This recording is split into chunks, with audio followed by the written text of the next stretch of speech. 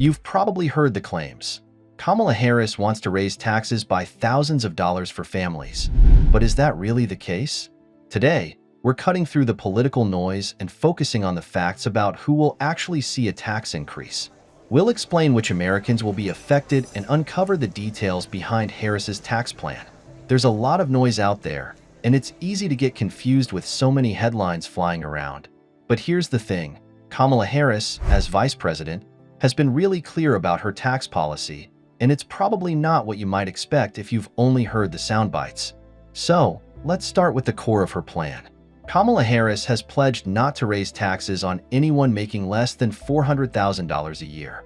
This is a big deal because it covers about 98% of Americans. So, if you fall into that group, you're probably safe from any tax hikes. This is something she said over and over again, but somehow, we still hear claims that she's planning to raise taxes for everyone. I think this misconception comes from how some parts of her plan are being presented. Now, here's where it gets interesting. The part of her plan that does involve raising taxes isn't on regular families at all. Instead, it focuses on the wealthiest Americans and large corporations. Harris has been pushing for higher taxes on these groups to address income inequality and fund various programs. So, if you've heard people say that her plan will cost you thousands of dollars in extra taxes, it's likely that this comes from some misrepresentation of who these tax increases will actually affect. In fact, for most middle-class families, the changes in her tax plan could actually leave you with more in your pocket.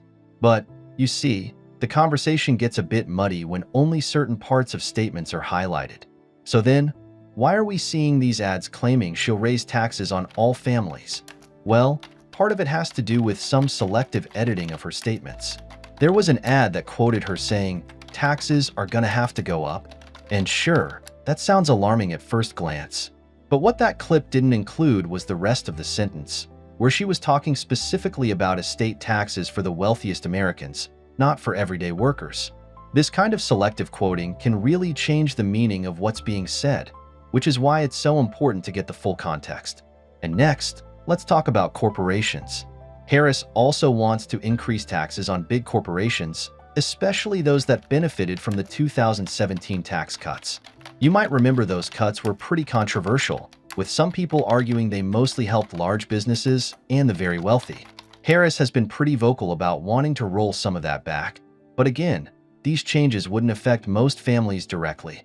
Another thing to consider is how these corporate tax changes might impact workers indirectly. Some economists argue that when corporate taxes go up, companies could pass on some of those costs in the form of lower wages or fewer jobs. Others believe that these changes will actually benefit workers in the long run by leveling the playing field and creating a more equitable economy. It's a bit of a debate, and honestly, there are good points on both sides. But at the end of the day, the direct tax increases she's proposing are aimed at the wealthiest individuals and big companies, not regular families. So, what's the takeaway here? If you're making less than $400,000 a year, Kamala Harris's plan likely won't lead to higher taxes for you.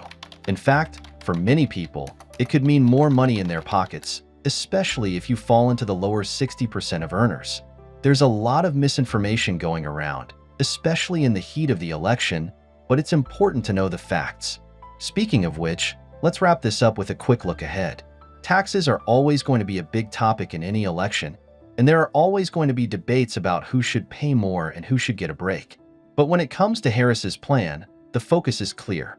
Higher taxes for the wealthiest and large corporations, while most Americans won't see any changes.